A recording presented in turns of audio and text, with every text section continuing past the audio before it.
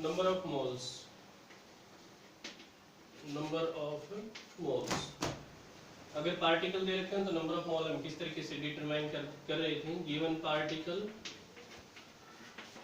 Particles divide by the Avogadro's number, Avogadro's number.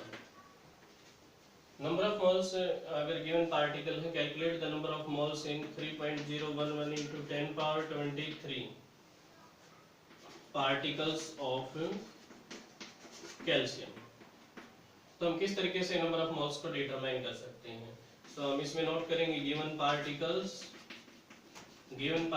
इसमें है 3.011 into 10 power 23 और Avogadro's number की क्या वैल्यू है इसमें, एवोगैड्रोस नंबर जो कि अंडरस्टूड है 6.022 into 10 power 23, ये हम इसमें नोट करेंगे।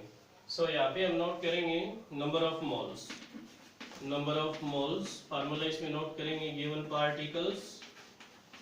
Particles to the Avogadro's number. इसमें जो गिवन पार्टिकल है वो हम नोट करेंगे 3.011 into 10 power 23 divide by 6.022 into 10 power 23। सो हम यहाँ पे नोट करेंगे 0.5 मोल्स, 0.5 मोल्स। इसमें हम नोट करेंगे 0.5 मोल्स। तो अगर पार्टिकल दे रखे तो इस तरीके से हम नंबर ऑफ मोल्स को डिटरमाइन कर सकते हैं। मास किस तरीके से डिटरमाइन कर सकते हैं हम, मास of atom, atomic mass divide by Avogadro's number. इस तरीके से हम मास ऑफ एटम डिटरमाइन कर सकते हैं। नंबर ऑफ मोल्स हमने कैलकुलेट किए हैं, उसके फार्मूले जो हम नोट कर रहे हैं उसके अनुसार भी हम जो मास है और नंबर ऑफ पार्टिकल्स है उनको हम कैलकुलेट कर सकते हैं। Number of moles given mass by divide by molar mass. अगर हमें यहाँ पे मास कैलकुलेट करना हो तो हम किस तरीके से डिटरमाइन करेंगे, number of moles into molar mass. इस तरीके से हम नोट करेंगे। नंबर ऑफ मोल्स दे रखे हो तो उसमें उसको मल्टीप्लाई करेंगे मोलर मास से। इसी तरीके से नंबर ऑफ मोल हमने कैलकुलेट किए थे, number of moles given particles divide by Avogadro's number. अगर हमें पार्टिकल्स को कैलकुलेट करना हो तो हम किस तरीके से कैलकुलेट करेंगे, पार्टिकल्स नंबर ऑफ मोल्स को मल्टीप्लाई करेंगे हम एवोगैड्रोस नंबर से हम मल्टीप्लाई करेंगे। इसी तरीके से अगर वॉल्यूम दे रखी हो गैसेस वॉल्यूम तो हम नंबर ऑफ मोल कैसे निकालेंगे, नंबर ऑफ मोल्स गिवन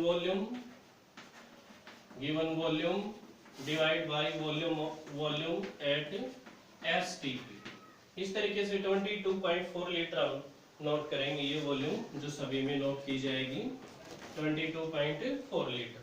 जो एवोगैड्रोस लॉ है उसके अनुसार भी हमने नोट किया है equal volume of all the gases contain equal number of moles. जैसे मान लीजिए हम नंबर ऑफ मोल्स कैलकुलेट कर रहे हैं 20 ml हम नोट कर रहे हैं ऑफ ऑक्सीजन, तो इसमें हम नंबर ऑफ मोल कैलकुलेट करेंगे तो गिवन वॉल्यूम कितनी है 20 है और ये 22.4 लीटर।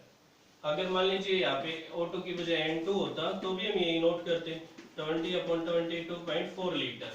तो इस तरीके से हम नंबर ऑफ मोल्स को डिटरमाइन करते तो O2 के भी नंबर ऑफ मोल्स यही आते और N2 के भी नंबर ऑफ मोल्स यही आते। Means equal volume of all the gases contain equal number of moles. इस तरीके से हम नंबर ऑफ मोल्स को डिटरमाइन कर सकते हैं। आगे हम परसेंटेज कंपोजिशन को नोट कर रहे हैं। परसेंटेज कंपोजिशन हम किस तरीके से डिटरमाइन कर सकते हैं, परसेंटेज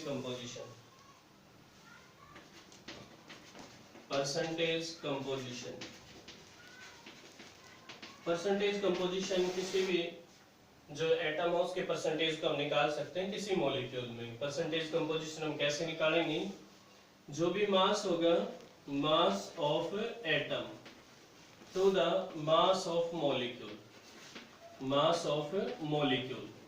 और इनटू 100। जैसे मान लीजिए हम नोट करते हैं calculate the percentage composition of H2 या sorry hydrogen in H2SO4। H2SO4 में हाइड्रोजन की परसेंटेज कंपोजिशन कैलकुलेट कीजिए। तो हाइड्रोजन का मास हम पहले नोट कर लेते हैं, मास ऑफ हाइड्रोजन। हाइड्रोजन इसमें 2 हैं और एक इसका मास है, तो 2 ग्राम हम नोट करेंगे। मोलर मास क्या होगा, मीन्स मास ऑफ मॉलिक्यूल का मास क्या होगा, H2SO4 का मोलर मास हम निकालेंगे 2 + 1 × 32 4 × 16। सो हम यहाँ पे नोट करेंगे 2 × 1 2 + 32 + 64। हम यहाँ पे जो मोलर मास या मास ऑफ मॉलिक्यूल कैलकुलेट करेंगे 98 ग्राम आएगा। सो आगे हम परसेंटेज कंपोजिशन कैसे निकालेंगे, परसेंटेज कंपोजिशन मास